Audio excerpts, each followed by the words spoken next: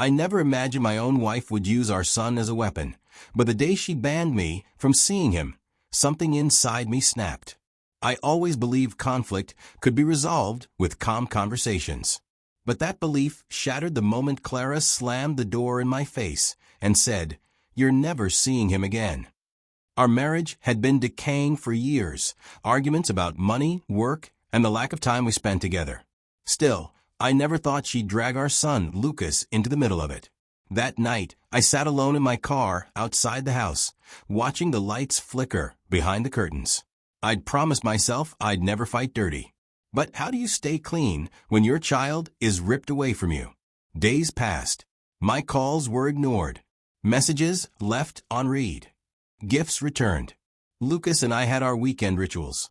Pancakes with too much syrup, little soccer matches in the yard, bedtime stories, where he always asked for, "Just one more page, Dad." And suddenly, all of it vanished. I went to my lawyer. Legally, Clara had no right to keep Lucas from me. But cases take time, and Clara was willing to drag this through every loophole possible. Friends told me to fight. My parents told me to wait.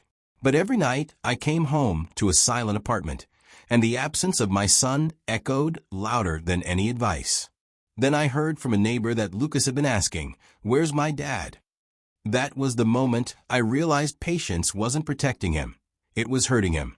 Part 4. The Unthinkable Plan. Minutes 18 to 22. I didn't want revenge. I wanted my son to know his father hadn't abandoned him. So I did what no one expected. I recorded a video message for him. Not one filled with bitterness or anger, just truth. I said, "Lucas, I'm here. I'm fighting to see you. And no matter what anyone tells you, I never left you." But that was only the beginning. I knocked on Clara's door again, not to argue, but to ask her to listen. She opened it with the same cold stare. But before she could speak, I showed her the video. Her expression shifted, anger melting into something that looked almost like guilt. She whispered, "I didn't know he'd been asking for you." I responded, "He's our son, not leverage." For the first time in months, we really talked. Not as enemies, but as parents. Everyone assumed the unthinkable thing I did was confronting her. But it wasn't. The real unthinkable thing was forgiving her. Not because she deserved it, but because Lucas deserved peace. I agreed to mediation. Clara agreed to shared custody. It wasn't perfect. It wasn't immediate. But it was progress. Part 7. The first reunion. Minutes 36 to 41. The day I finally saw Lucas again, he ran toward me full speed, nearly knocking me over. "Dad, you came back." I hugged him with everything I had. "I never left, buddy. Not for a second." We spent that entire day together. Pancakes, soccer, laughter, and a long overdue bedtime story. Losing access to my son felt like losing a part of myself. But fighting with anger would have destroyed us all. Sometimes the bravest, most unthinkable thing a parent can do is choose peace over pride. Today, Lucas has 2 homes, but 1 family. And every time he hugs me goodnight, I'm reminded why I never gave up. As I walked out of the courthouse that day, the weight of everything settled on my shoulders like a storm cloud I couldn't outrun. I had won a small victory, permission to see my son again, but nothing felt secure. It was like standing on a bridge held together with frayed ropes. One wrong step and everything would snap. For the next few weeks, I tried to rebuild something, anything, that resembled a relationship with my boy.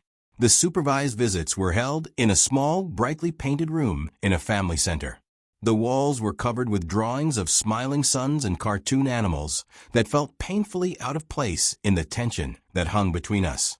The first time he walked in, he hesitated. His eyes were cautious, like he was approaching a stranger. And, in a way, he was. My chest tightened, but I forced a smile. "Hey, buddy," I whispered. He didn't run to me. He didn't smile back. He just looked at the social worker, as if he needed confirmation that it was safe to sit near me. My heart cracked, but I kept my voice steady. I knew rushing him would only push him further away. We spent those early visits just rediscovering each other. I let him choose the games. I let him talk only when he felt like it. Some days, he barely said a word. Other days, he surprised me, laughing softly at a silly joke or handing me a puzzle piece without meeting my eyes. Every tiny moment felt like a miracle. But with every miracle came the reminder that things were still fragile. My ex-wife never spoke to me directly. She stood at a distance in parking lots, arms crossed, jaw tight, as if simply seeing me was a threat. She didn't shout or cause scenes, not in public, but her glare said more than words ever could. One evening, after a visit, my son asked something that nearly brought me to my knees. "Dad, why did you leave?"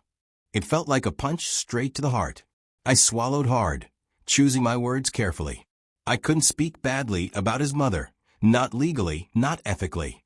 "I never left you," I said softly. "Not for 1 second. Sometimes adults make mistakes, sometimes adults hurt each other, but none of that was ever your fault." He stared at me for a long moment, and then he whispered, "I missed you." I had to look away so he wouldn't see the tears gather in my eyes. Those visits became the highlight of my entire week. I counted the days, the hours, the minutes until the next one. And slowly, so slowly, I barely noticed it happening at first, he started trusting me again. But the closer we became, the more my ex-wife seemed to tighten her grip. One morning, I arrived at the center, only to be told the visit had been canceled. No explanation, no warning.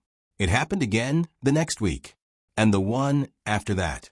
I tried contacting the social worker, the center, even my attorney, but the responses were vague.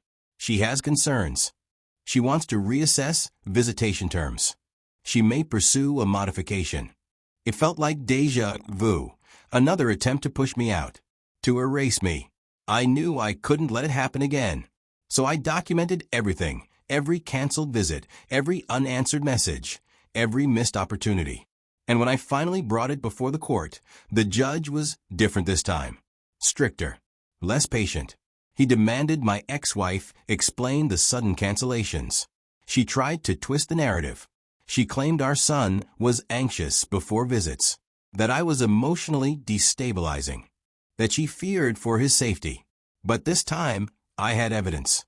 Witness statements, therapist reports, the sudden pattern of cancellations. And, most importantly, my son's own words from his sessions. He had told the therapist he wanted to see me, that he missed me, that he didn't understand why the visits kept disappearing. My ex-wife's face tightened when that was read aloud. And then, something unexpected happened. The judge ordered temporary shared custody. Not supervised. Not restricted. Real time with my son. It felt unreal. Like I was hearing someone else's life being described. I glanced at my ex-wife, expecting an explosion, but she just stared ahead, motionless. Her silence scared me more than her anger ever had. That night, I picked up my son for the first time in months. He climbed into my car with a shy smile and hugged me without hesitation. When he whispered, "Can I stay longer next time?" I had to grip the steering wheel to steady myself. But the victory was short-lived. 2 weeks later, I received a letter, an official notice that my ex-wife was seeking full custody again, accusing me of manipulating our son emotionally. I felt the ground shift under my feet. I had fought so hard. I had followed every rule, respected every boundary, walked on eggshells just to keep from losing him. And now it was starting again. But something inside me was different this time. Stronger. I wasn't the man who had walked into that courtroom months ago, desperate and broken. I had my son back in my life. I had truth on my side, and I wasn't going to be intimidated anymore. So I took a deep breath, looked at the letter one last time, and said out loud, "No, not again. This time, I fight to the end." And with that, I stepped into the next chapter, one that would test me more than anything before it. But I was ready. Because I finally understood something I should have known long ago. A father who refuses to give up is unstoppable.